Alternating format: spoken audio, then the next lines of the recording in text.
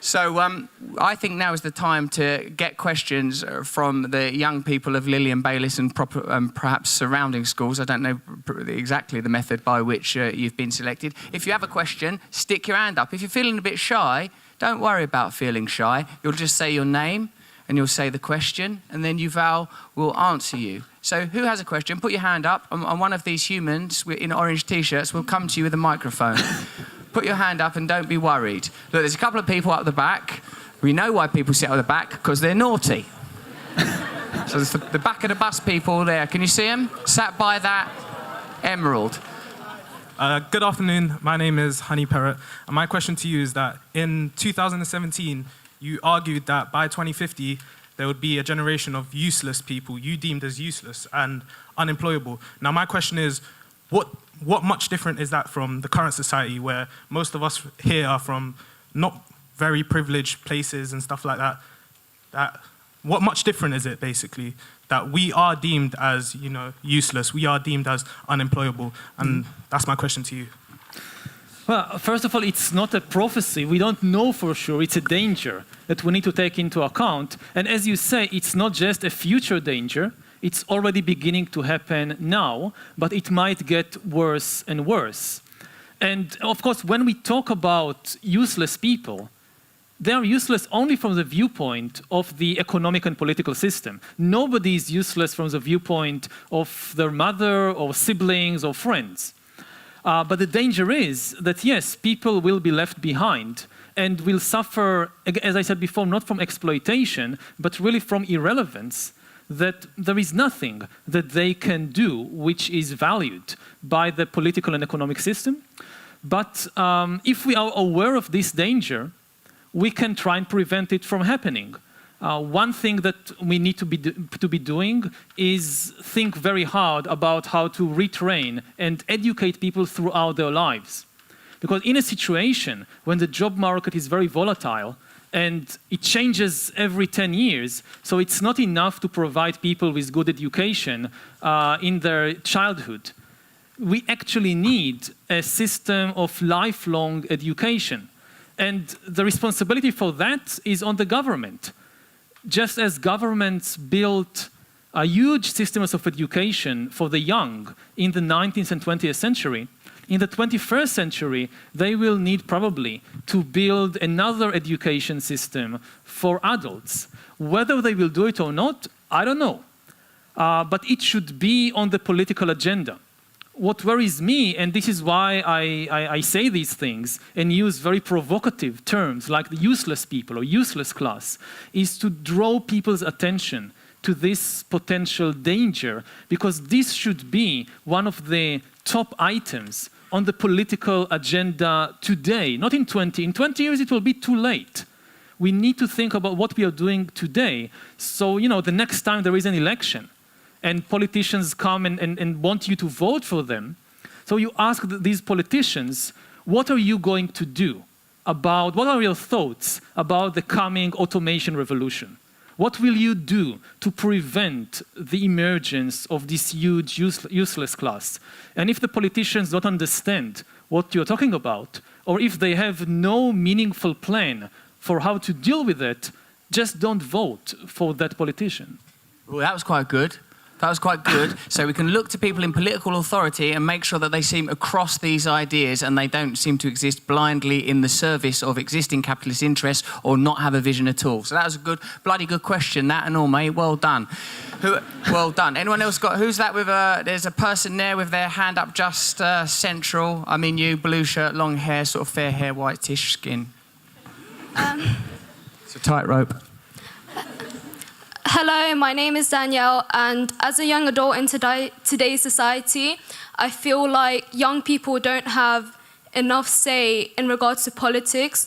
So what do you think we can change in society in order to allow us to have more of a say in what we believe in? Oh, good question. I'm not sure I know the answer. I've got this one as well. So. One answer is, if you want to make an impact, join an organization or establish an organization. it's very difficult to make an impact as an individual. Humans' main strength is in their ability to cooperate effectively. 50 people who cooperate in an organization are far, far more powerful than 500 individual activists, each one of which is, just making their own thing. So whatever you care about, whether it's the future of the job market, whether it's racism, whether it's climate change, whatever you care about, the best thing you can do is join an organization or establish an organization so that you can cooperate with other people about it.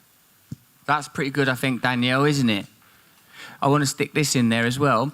Practice democracy when you're younger. If you find yourself as a participant in a group or a social system, e.g. a school, think of how you can democratize that school. Think about things that requirements that you have that are not being met. See if other people share these requirements, and as Yuval suggested and brilliantly illustrated in his first class, and some would say revolutionary book, Sapiens, that through cooperation, I'm quoting his book at him while he sat there, the nerve. No, Yuval's excellent book, Sapiens, and as his answer just illustrated, through cooperation you have incredible power. Furthermore, as evidenced by the society we live in now, a few people cooperating can dominate and control huge numbers of people. All of us are in that huge number, being controlled to a lesser or greater degree. And what about this human at the front? Yes, go on, mate, with a brilliant asymmetric hairdo. Thank you. My name's Lucy. I go to this rebellious new college called Minerva Schools that take us all over the world, and that's why I'm in London. I don't have much... Thank you. Third week. I don't have much faith in the established school system. What suggestions do you have for us individual learners to be better self-guided learners?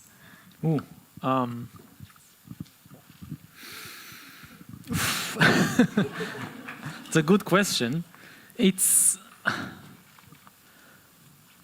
the most important thing as today is to be able to focus, especially if you have no guidance from an established school or an established program. The greatest danger you face is being flooded by enormous amounts of information and being completely distracted and unable to form a clear vision, a map of reality. In the past, the main problem was lack of information. Information was scarce. Censorship worked by blocking what little flow of information there was. And especially if you wanted to learn by yourself, there was just nowhere to go. Now it's just the opposite. Like you live in a small town somewhere and there is no library. There are no books. There is certainly no radio, no television, no internet. So how do you get information? And schools were initially established as, these conduits, these reservoirs of this rare resource of information. Now information is everywhere. We are flooded by it. Our problem is just the opposite. Censorship actually works now by flooding people with enormous amounts of information. Whether true or not, it doesn't matter. Just flood people with information to the degree that they can't make sense of reality anymore. They can't tell the difference, what is important, what is not important. They can't build a map of reality.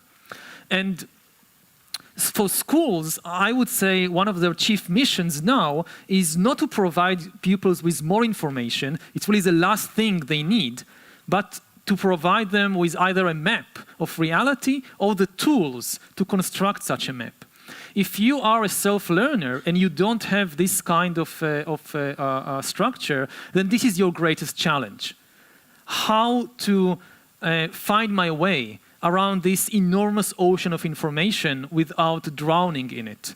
And I don't really have like a magic bullet of how to do it. I would just like focus your attention that this is your greatest task. How did you do it? Did you have mentors, instructors, examples that you followed? You come through academia because you're a professor, so yeah. But is that how you did it? You had mentors, people that you followed when you were. I know you didn't have the challenge of this abundance of information, not to the degree that the people we are addressing now have to contend with. but you must have still selected the disciplines that you did, the methods that you did, the viewpoint that you my did. method was really to focus on the most important questions and then allow the questions to just lead me wherever they go. Like you take a big question like that, for example, why have men dominated women in almost all large-scale societies for the last 10,000 years? And you want to understand why. And it's important to take a question which is not only big, but it's also very relevant to my life to make it interesting. Something that really impacts me every day. Why is reality like this? And when you start reading and researching about it, the first thing you will discover is that you have to cross all kinds of disciplinary borders. This is not a question in biology or psychology or economics or philosophy or history. It's everything. You can't understand gender relations if you don't know something about human biology. But if you think, oh, biology is all the answers, you won't understand much. You also need to take history into account and economics into account and so forth. So what gives you the structure is the question. I have this big question and I'm on a quest, following it wherever it leads me. Well, that was pretty good, wasn't it? And I pushed him for that for you, Lucy, didn't I? You saw that. I nudged him a little bit. And we got Yuval to say, find the question that you care about most and then pursue it and see where it takes you and don't be confined by discipline. Or, well, do be confined by discipline, but not by disciplines. Now, there's a few nutters up the back. Why don't penguin people get ready? But there's a young man here at the front, hand up, fingerless glove. That's the kind of person who deserves to be heard. What about that? Hello, my name is Moise. I come from King's Math School. And you were talking about engineers and how they would be the ones trying to answer the philosophical questions that... And I was wondering, isn't it like kind of putting all the onus on engineers? And like how they would be the one deciding the future? Isn't it like putting too much stress? Or are you saying that we shouldn't have much engineers because we are putting or dedicating or in a sense putting our lives in their hands? Well, this is what is happening. At present, engineers, especially software engineers, are making more and more of the most important decisions in the world. And it is indeed a great danger that so much power is concentrated in so few hands, and even more dangerous because they may have a very good background in computer science and engineering and mathematics, but they usually have no background in ethics and law and sociology and so forth. And again, maybe to give an example, when you apply for a job later on in your life, chances are that your application will be processed by an algorithm and not by a human being. And this algorithm was written by some engineer or a couple of engineers. And one of the biggest dangers is what happens if the engineers kind of program their own biases into the algorithm. And for example, there are true cases today in the US that, for example, we know that when an application for a job comes, it's wrong to discriminate against people on the basis of race. So kind of the algorithm needs to be race blind. And in a way, algorithms are better in being race blind than humans because they don't have a subconscious. They don't have feelings and emotions. A human being, you can tell the human being it's wrong to be racist, and the human being will agree, yes, it's wrong to be racist. But when the application comes, his or her subconscious feelings might bias them. And we have a lot of research indicating that this is happening. Now, people say, with algorithms, we are in much safer hands because the algorithms don't have a subconscious. But what turns out, for example, is that algorithms, we have today racist algorithms, that they don't discriminate. Some of my best mates are algorithms.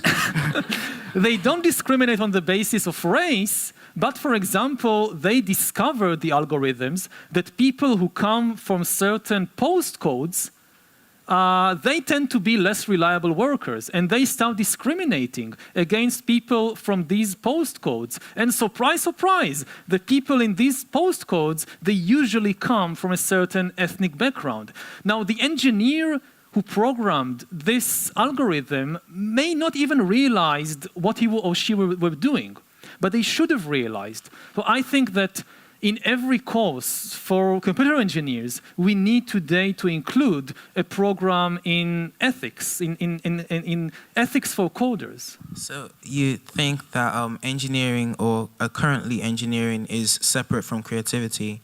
Like those two cannot exist or do not exist side by side? And also you were talking about how algorithm could be biased. Isn't it like sort of saying that it's the engineer's fault that a sort of bias could exist? It's like you're blaming the engineers for what ultimately isn't on their hands in the first place, since they're just doing what higher ups tell them to. Anyway.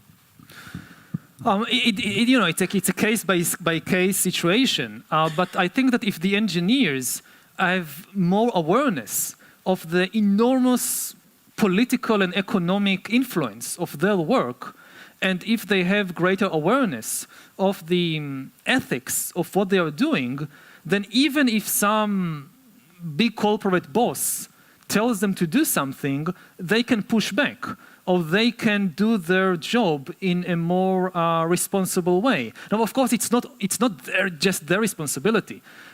Governments need to intervene with regulations, customers need to be more aware of what is happening, but ultimately I would say that it's extremely important, if there is one profession today that we must include courses in ethics in this profession, it's computer coding. It's much more important for computer engineers to take some courses in ethics and philosophy than it is for literary critics or historians or artists or whatever. That's excellent. Thank you. Thank you for that series of brilliant questions. And don't think I didn't notice that you did a little question 1-2 there, mate. Doubled up on the questions, very crafty. Yeah, what about with this? I think we've got time for 2 more questions. So there's some of the people there, there's a hand frantically waving. I would take that as enthusiasm. My name is Cadiz. I have a few questions. A few! He's doing all of the last ones you found. Do you feel, as you said, the possibility of more people becoming redundant in terms of the amount of jobs available for people reducing, do you feel that the willingness of elites and governments to help these people out through schemes such as welfare benefits, job seekers allowance, do you feel like that will increase? And a follow-up question to that was, why do you feel that elites such as Google, Amazon, and Microsoft, why do you feel that they still indirectly help out these people that are redundant via corporation tax, when they can they can easily afford to buy nations for themselves, and by which they run, where they pay no corporation tax and help out the redundant in no way possible? Mm-hmm. Yeah, well, there is a lot of responsibility and a lot of things that governments can do, whether it's in social services, whether it's maybe most importantly in education and education for adults. But as I think you're indicating, we need to think about it also on a global level and not just on a national level. The impact of the rise of AI and automation will be different on different nations and different parts of the world. In some parts of the world, enormous new wealth will be created and a lot of new jobs will be created. Whereas in other parts of the world, the economy might collapse completely. In high-tech hubs like Silicon Valley and like the eastern coast of China, we might see enormous development and wealth. But whereas other countries which at present rely mainly on cheap manual labor, like people producing textiles and shoes and so forth, their economies might completely collapse. So beyond the question of what does the UK government do in order to protect the most vulnerable people in the UK, an even bigger and more important question is, what do we do on the global level? Because the worst problems there will be problems in the UK, but the worst problems will not be in the UK. they will not be in Western Europe or in North America or on the east coast of China. They are likely to be in countries like Guatemala, like Bangladesh, like Indonesia. They will be hit the most by the automation revolution. And what we see now with the rise of nationalism and isolationism is a cause for a great worry that yes, maybe governments will do what it takes to protect their own citizens, but the poorer nations of the world will be completely left behind. And we need to think very carefully about a global safety net, a global solution to this problem, and not just stay limited to nationalist thinking about it. Professor Yuval Noah Harari, thank you for your excellent talk. Well done, all of you, for your brilliant questions. Thanks once again, Professor. Cheers, you lot. Fight the power. Thank you.